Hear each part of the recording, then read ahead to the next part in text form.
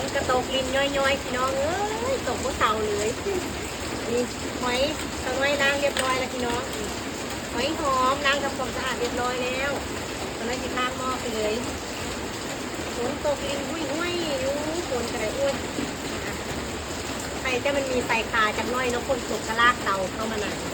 นี่สิข้างหม้อเลยเด้ออันนี้ล้างทำความสะอาดแช่ไว้3 มื้อ 3 คืนแล้วตอนกินนี่จิ้มกินได้เหมือนทันโซเดี๋ยวสน้อยที่พามากินเบิงเดอร์ซีแซ่บควันเข้าตากินนึ่งแบบนี้โลดพี่น้องนี่นึ่งแบบนี้เลยเทเป็นกินแบบนี้แหละนี่นึ่งพอให้ให้ป้าให้เขาเนียงอันนี้นะอันป้าอัดมันนี่นะสน้อยกระลืมเอินละอันมันอ้าออกกระซุกเลยค่ะพี่น้องค่ะเดี๋ยวจะน้อยมาเบิ้งนำกันเด้อ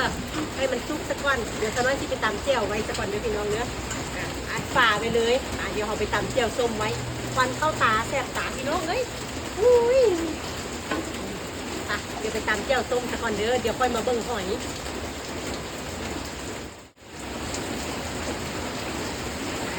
จะน้อยไปตำเจียวแล้วเรียบร้อยแล้วพี่น้องเลยคือสิฟุกแล้วล่ะเนี่ยปากอ้าแบบนี้แล้วแสดงว่าซุกแล้วนี่พี่น้องนี่แบบนี้แหละเนี่ยซุกแล้วเนี่ยนึ่งหอยหอมอุ้ยกับบรรยากาศฝนตกลินพี่น้องเอ้ยตกเมิดมือเมิดคืนโอ้ยตกคักตกแน่ตรงใต้ตกให้เห็ดออกมาวันนี้เดี๋ยวสน้อยสิจิ้มหอยให้เบิ่งเด้อพี่น้องเด้อจำแจ่วแซ่บๆให้เบิ่งเด้อมาแต่โตผู้ใหญ่เนาะก็คือที่บ้านเพื่อนเอามาได้ทางโคทางดงต้องเอามาทางดงให้ตัวใหญ่มีเวลากินนะเดี๋ยวที่จีนออกโอ้ยตัวผู้ใหญ่ตัวผู้ผีเอาที่ควดออกมาเลยพี่น้องเลยออกมากินเมดกวางเลยคุณนี่แบบนี้เลยเขาก็จะจ้ำแจ่วส้มแบบนี้โลดเด้แซ่บหลายนี่ตาน้อยที่เทซะก่อนเด้อเทซะก่อนตรงหม้อซะก่อนนี่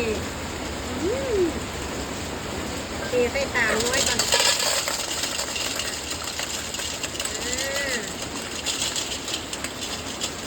อุ้ยเนี่ยบรรยากาศฝนตกลินเขากินหอยจ้ำแจ่วแซ่บแท้พี่น้องนี่ดูสไลด์จำให้ดูเด้อแซ่บหลายแต่ว่าหอยโบอยากตุ้ยปันไดเนาะก็คือหอยทางโด่งเนาะนี่นะตัวยักน้อยอันนี้ตัวยักน้อยเมื่อนั้นเขาเอามาจะทางโด่งให้น่ะอุ้ยตัวอ้วนตัวตุ้ยเลยพี่น้องนี่อันนี้ตัวตุ้ยปันไดตัวยักจ้อยยักน้อยอยู่นี่แบบนี้เลยนี่อุ้ยเนี่ยมาพี่น้องวันนี้มากินกันเด้อจับหอยหอมนี่เป็นหอยที่หากินยากเลยพี่น้องแล้วดูฝนจังที่ได้กินหอยอันนี้นะเพื่อที่ได้กินนี่เขาเอามาส่งให้เด้อนี่เด้อไปวันนี้สุกแล้วไปกินกันนะพี่น้องเด้อกินนึ่งหอยหอมจ้ำแจ่วส้มกันเมนูแนวกินบ้านๆเขาที่กว่าบ้านนอกในมื้อที่ฝนตกมากินมาแซ่บกันเด้อ